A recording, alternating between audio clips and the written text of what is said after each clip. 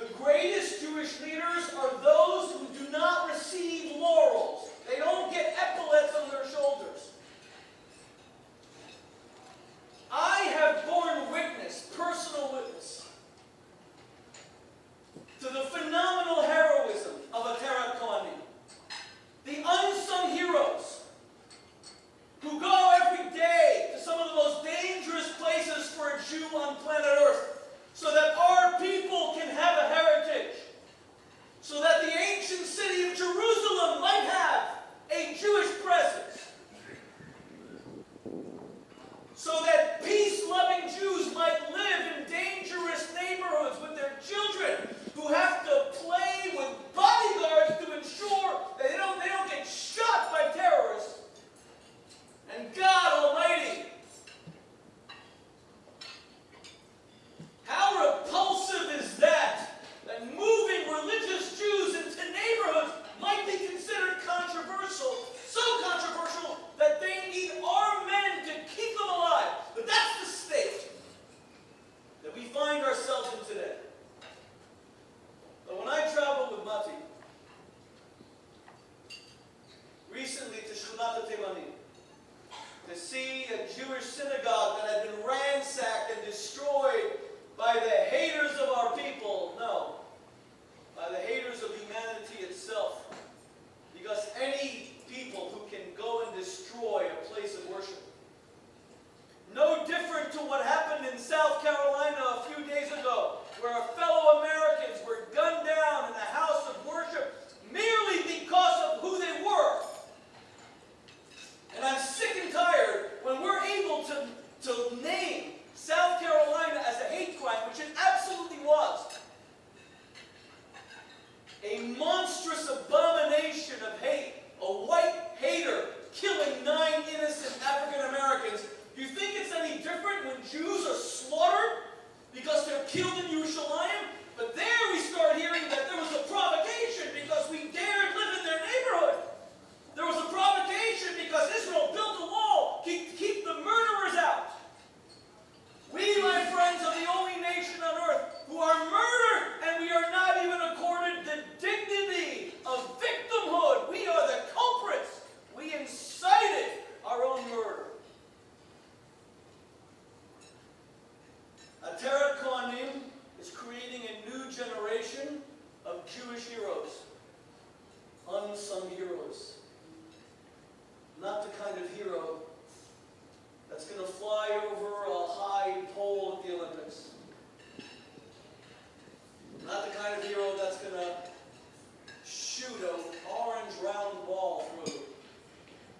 Not the kind of hero that's going to appear on the top of the Fortune 400 list. Just everyday heroes who will live with Jewish dignity in places that are verboten, that are Judenrein. Places where Jews are not allowed to even have a presence. And I came tonight to salute everything that Mati has done over the past decades to ensure that a Jewish man, woman, and child has a right to live in Yerushalayim without a bodyguard, without a gun.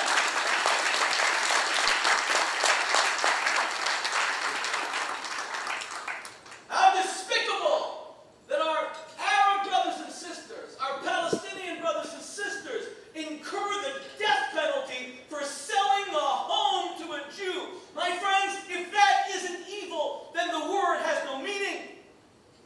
If it's not despicable to kill a man or woman for the right to exercise selling their property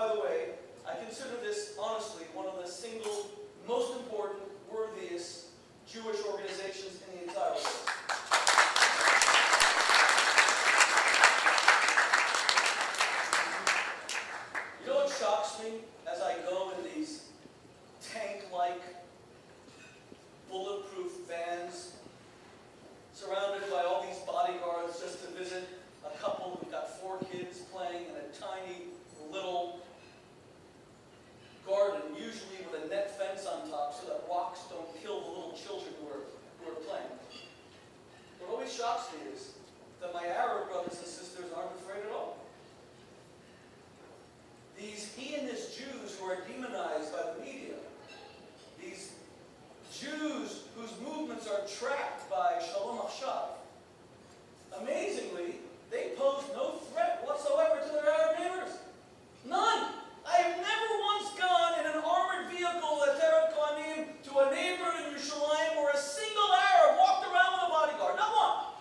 I've never seen my Arab brothers and sisters having to travel in a tank. No, it is only us Jews who have to fear for our lives in the Jewish state of Israel. And that is shocking. That should cause any of us to tremble. Because God Almighty, we didn't fight the war in 1948 so that we can tremble in our own land. And we didn't fight the war in 1956 that we can shake in our own land.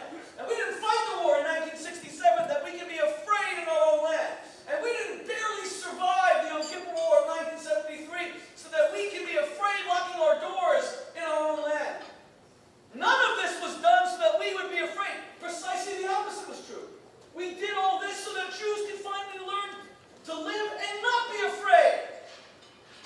I went with my friend Simon Fallon to Yom Yerushalayim a month ago to Yerushalayim, and I had the great privilege of speaking at the Yom Yerushalayim celebrations at Merkaz HaRav. And as an American Jew, I said, you know, I'm kind of sick and tired of being afraid.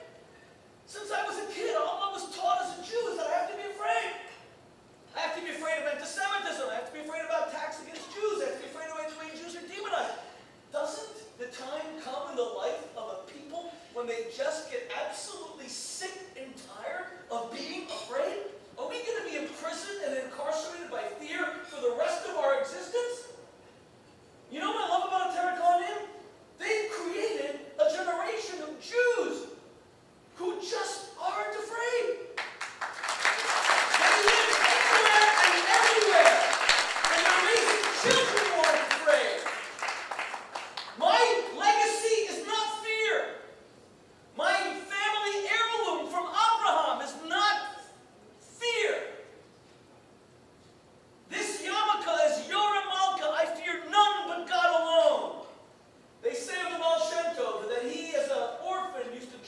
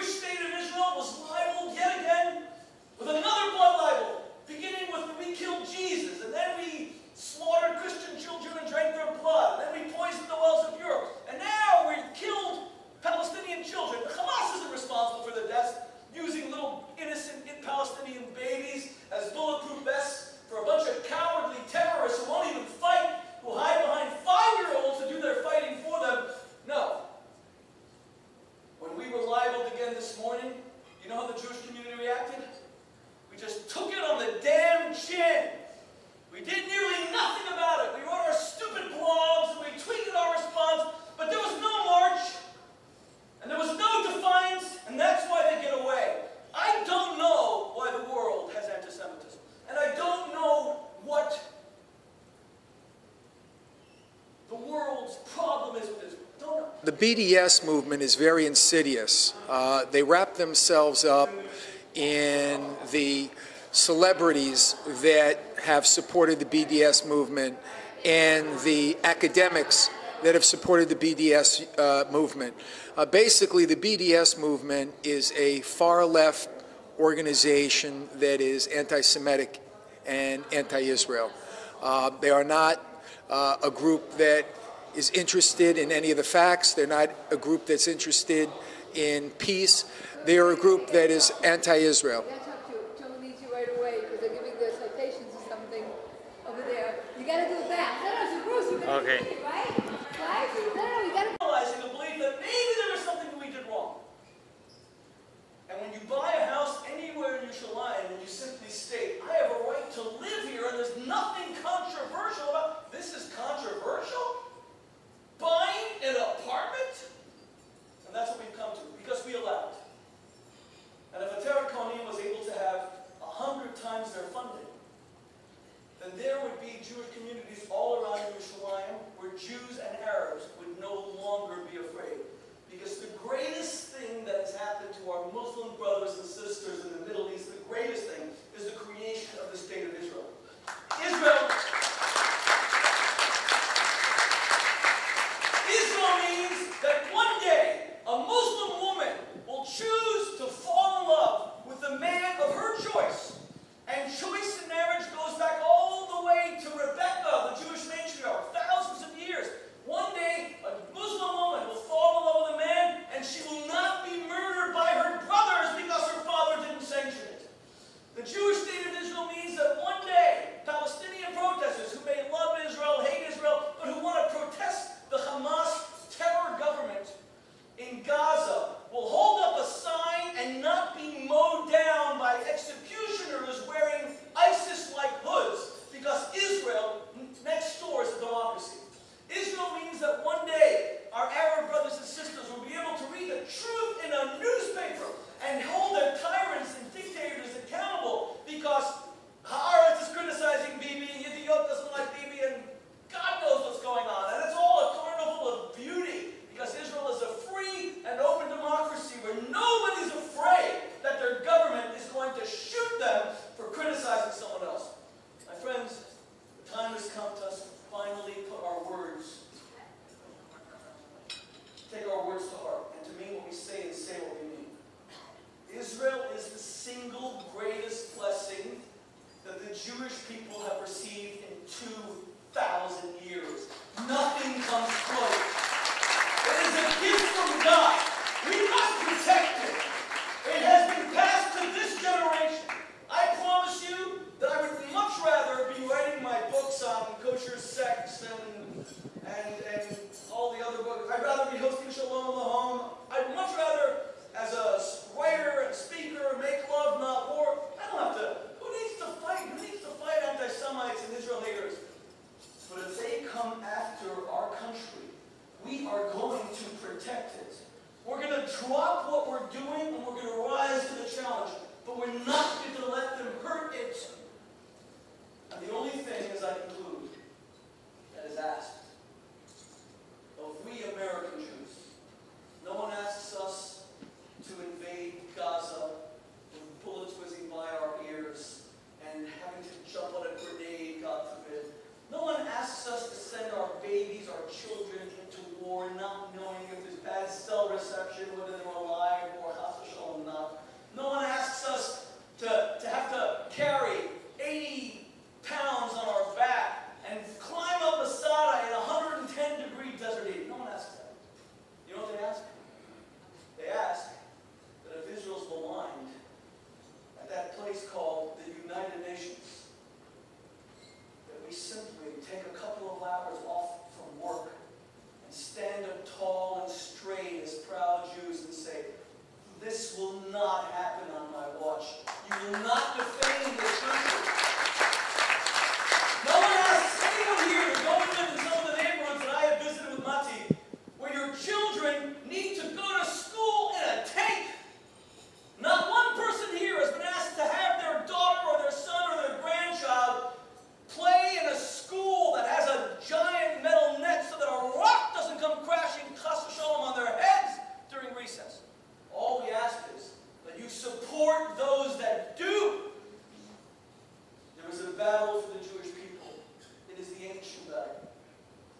Jews who have preceded us. You know, I said recently that one of the most anti-Semitic canards, one of the worst defamations of Jews is to say that 6 million Jews walked into gas chambers like cattle. That's disgusting. These were 6 million holy martyrs, Kedoshim, and we have no right to ever disparage their sacred memory. We miss each and every one of them. They lived in a time when the only act of Jewish defiance was to hold your head up high and die with dignity. That was the only thing left. That was their struggle. That was their victory. That they didn't die cursing their own Jewishness. But today we have a completely different response. We can fight back. We can be Jewish warriors for truth. We can be an extension of the IDF to fight for the Jewish state. We can ensure that Jews walk in every place in Yerushalayim without being afraid. You know, we took Dr. Mehmet Oz, the world's most famous doctor, to a lot of the projects of the Boteach in Yerushalayim. And he's Muslim, and he's a great friend of the Jewish people. And the Jewish people have many Muslim friends. We need more, God willing. And he went to Hebron, and he danced with IDF soldiers. He was recently at my dinner giving out an award. And he said to me, why are you taking me to these various projects of Jews living in every part of the old city? I said, the reason is not to show you that Jews live in these places that Matina Terraconia established. I said, it's to show you that because they live there, the old city is safe. It means that I can go from place to place without fear. Because, and you will never be able to even walk around the old city in Yerushalayim. You walk around and you're scared, and then suddenly you see someone with a yarmulke and you feel comfortable again. Enough Jewish fear, my friends. Am Yisrael Chai. The Jewish people have to live. Like all those